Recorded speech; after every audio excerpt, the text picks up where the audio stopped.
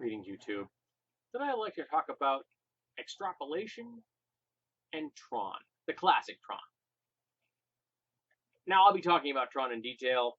I'm hoping that I'm not spoiling it after all these years.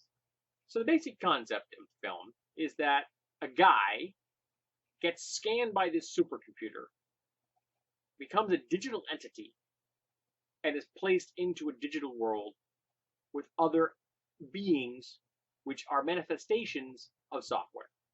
He interacts with them, he has adventures, things like that. All kinds of cool stuff. To my mind, what's never really explored is what Tron has presented us with. And what Tron has presented us with, in my opinion, is teleportation, replicators, and immortality. So what do I mean? Well, if you can scan a human and turn their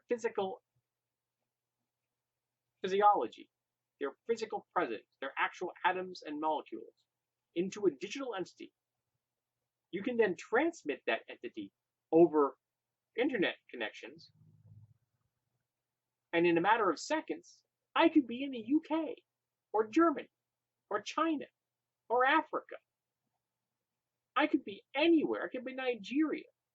I could be standing at the foot of Kilimanjaro. So long as there's a scanner where I am and another scanner on the other end.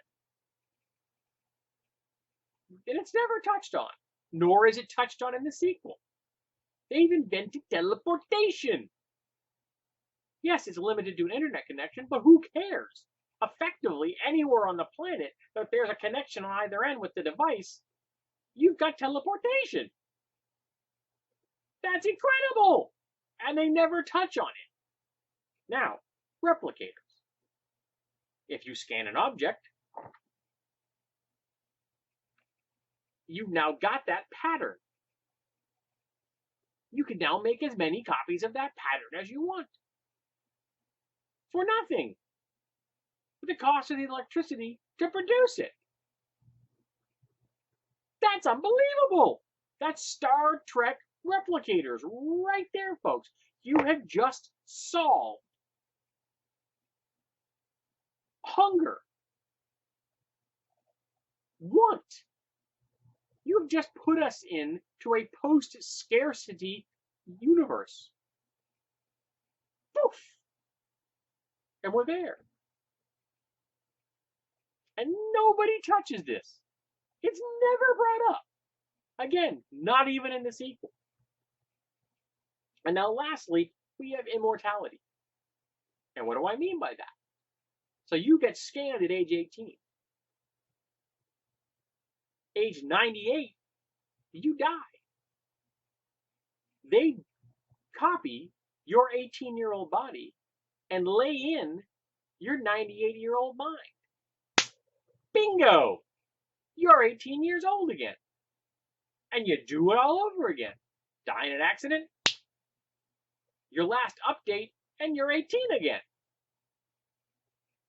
Immortality. For the cost of electricity. Awesome! And again, no one touches on this. Now, the most egregious example of this, of course, is Star Trek. Where Star Trek will come up with this amazing, wonderful, marvelous, incredibly stupendous piece of technical solution to a problem, and they'll never talk about it ever again after that episode.